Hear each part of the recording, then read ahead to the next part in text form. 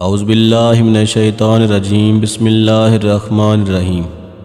رسول خدا صلی اللہ علیہ وآلہ وسلم نے ارشاد فرمایا، وہ دسترخوان بہت بڑی برکت والا ہے جس پر کوئی یتیم بیٹھ کر کھانا کھائے۔ حضرت امام علی زین العابدین علیہ السلام نے فرمایا، مومن کی اپنی جان تو تکلیف میں ہوتی ہے جبکہ لوگوں کو اس سے آرام ملتا ہے۔ حضرت امام زین العابدین علیہ السلام نے فرمایا، حلال روزی اللہ کے چنے ہوئے خالص بندوں کی غذا ہے، اس لیے دعا کرو کہ خدایا میں تجھ سے وسیع حلال روزی کا سوال کرتا ہوں۔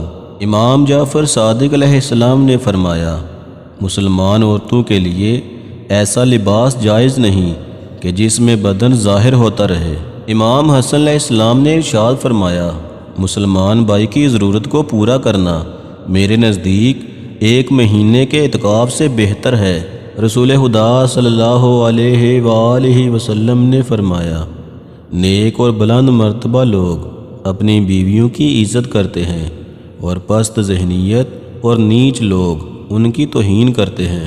امام علی علیہ السلام نے فرمایا، لوگوں کو سونے چاندی سے زیادہ اچھی تربیت کی ضرورت ہے۔ امام زین العابدین علیہ السلام نے فرمایا، اللہ تعالیٰ ہر غمگین دل کو اور شکر گزار بندے کو دوست رکھتا ہے۔ حضرت رسول خدا صلی اللہ علیہ وآلہ وسلم نے ارشاد فرمایا، مومن کو تقوی کے بعد جس چیز سے زیادہ فائدہ پہنچتا ہے وہ نیک بیوی ہے۔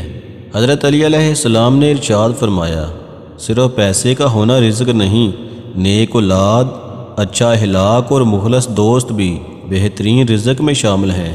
امام حسین علیہ السلام نے ارشاد فرمایا، اگر تین چیزیں نہ ہوتیں تو انسان کبھی بھی کسی کے سامنے سر نہ جھکاتا، غربت، بیماری اور موت۔ حضرت امام علی علیہ السلام نے فرمایا، شک دل کا نور بجھا دیتا ہے۔ امام علی علیہ السلام فرماتے ہیں، دعا اللہ کے دوستوں کا ہتھیار ہے۔ امام جعفر صادق علیہ السلام نے فرمایا، اچھی بات بولنے سے روح کو سکون ملتا ہے اور خاموش رہنے سے بدن کو راحت ملتی ہے۔ امام علی نقی علیہ السلام فرماتے ہیں، تقدیر تمہیں وہ کچھ دکھاتی ہے جو تمہارے دل نے سوچا بھی نہیں ہوتا۔ حضرت امام علی علیہ السلام نے ارشاد فرمایا، جب بھی کپڑے اتارو بسم اللہ کہہ لیا کرو تاکہ ان کو جنات نہ پہنے، اور اگر بسم اللہ نہیں کہو گے تو جنات صبح تک انہیں پہنے رہیں گے۔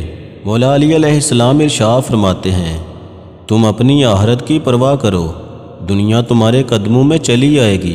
امام علی علیہ السلام نے ارشاد فرمایا، اپنے والد اور استاد کی تعظیم کے لیے کھڑے ہو جایا کرو، بے شک تم بادشاہ ہی کیوں نہ ہو۔ امام جعفر صادق علیہ السلام نے ارشاد فرمایا، مومن جب تک دوسروں کی مدد میں مصروف رہتا ہے خدا بھی اس کی مدد کرتا رہتا ہے۔ رسول خدا صلی اللہ علیہ وآلہ وسلم نے ارشاد فرمایا، برتنوں کے ٹوٹنے پر ملازموں کو مت مارو، کیونکہ لوگوں کی طرح برتنوں کا بھی ایک دن مقرر ہے۔